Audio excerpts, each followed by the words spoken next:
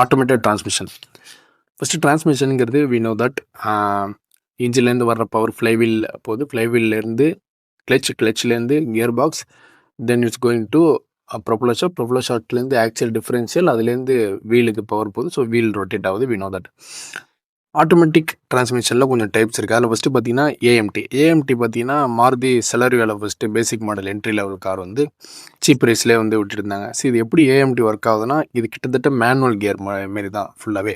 ஆனால் கிளச்சு வந்து எப்படி இருக்காது. அதாவது எப்படி சொல்லுதுன்னா, கண்ட்ரோல் யூனிட் வந்து ஆக்சுவேட்டருக்கு சிக்னல் கொடுக்கும். ஆக்சுவேட்டர் வந்து டோட்டல் யூனிட்டை வந்து ரன் பண்ணும். லைக் கிட்டத்தட்ட மேனுவல் மாரி தான். ஆனால் ஆட்டோமேட்டிக்காக வந்து கியர் ஷிஃப்டிங் எல்லாமே நடக்கும். இதுதான் வந்து ஏஎம்டி. அடுத்தது சிவிடி ஆர் ஐவிடின்னு கூட சொல்லலாம். ஐவிடிங்கிறது பார்த்தீங்கன்னா உண்டாய் கியாவில் யூஸ் பண்ணுவாங்க அந்த நேம். சிவிடிங்கிறது ஒன்றும் இல்லை, கண்டினியூஸ் வேரியபிள் டிரான்ஸ்மிஷன். நிறைய பெட்ரோல் கார்ஸ் வந்து யூஸ் பண்ணுறாங்க, நீங்கள் பார்க்கலாம்.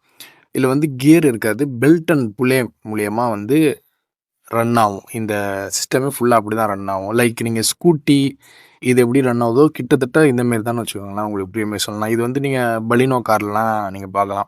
அப்புறம் அமேஸில் பெட்ரோல் அண்ட் டீசல் வேரியன்ட் ரெண்டுத்துலேயுமே இந்த சிஸ்டம் உண்டு.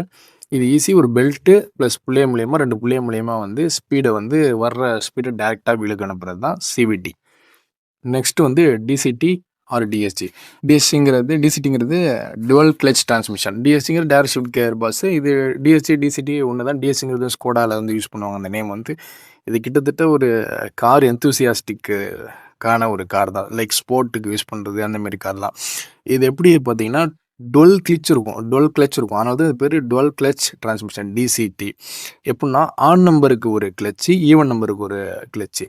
லைக் 1, 3, 5, 7க்குலாம் ஒரு கிளச் இருக்கும். 2, 4, 6 அண்ட் ரிவர்ஸ் கியருக்கு ஒரு கிளச் இருக்கும். இதனால் வந்து ஈஸியாக வந்து ஷிஃப்ட் பண்ண முடியும் அடுத்தடுத்த கியருக்கு. அப்படி வித்தின் மில்லி செகண்ட்ஸில் இது வந்து மூவ் ஆகும். கியர் ஷிஃப்ட் பண்ணுறதே நமக்கு தெரியாது, அந்தளவு ஸ்மூத்தாக வந்து இதை ஷிஃப்ட் பண்ணும். இது வந்து ஸ்போர்ட்ஸ் அந்தமாரி இடத்துல வந்து இதெல்லாம் யூஸ் பண்ணுவாங்க. ஆனால் இதில் ஒரு நெகட்டிவ் என்னென்னா, இது வந்து இந்த டிரான்ஸ்மிஷன் வந்து ரிப்பேர் பண்ண முடியாது, ரிப்ளேஸ் வேணால் பண்ணலாம். Next IMD, intelligent manual transmission. இது எப்படின்னு பார்த்தீங்கன்னா ஈஸி தான். கையால் வந்து நம்ம மேனுவலாக கியர் சேஞ்ச் பண்ணுற மாதிரி தான் இருக்கும். ஆனால் கிளச்சு சுத்தமாக இருக்காது. இது எப்படி ஒர்க் ஆகும்னா, இந்த கியர் லிவரில் ஒரு இன்டென்ஷன் சென்சார் இருக்கும். Like the drivers move the gear lever out of its current position which activates the intention sensor. The sensor sends a signal to the transmission control unit. அப்புறம் அந்த transmission control unit sends a signal to the hydraulic clutch actuator.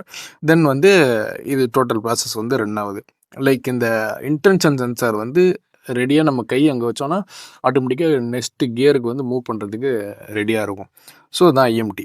இது வந்து ஒரு manual ஓட்டுற மாதிரியும் இருக்கும், அதேமாரி ஆட்டோமேட்டிக்கோட கன்வீனியன்ஸாகவும் இருக்கும் இந்த ஐஎம்டி. ஸோ இதுதான் வந்து ஆட்டோமேட்டிக் டிரான்ஸ்மிஷன். இதுதான் டைப்ஸு. இது உங்களுக்கு புரிஞ்சிருக்கும்னு நினைக்கிறேன். லைக் பண்ணிட்டு போங்க. தேங்க்ஸ்.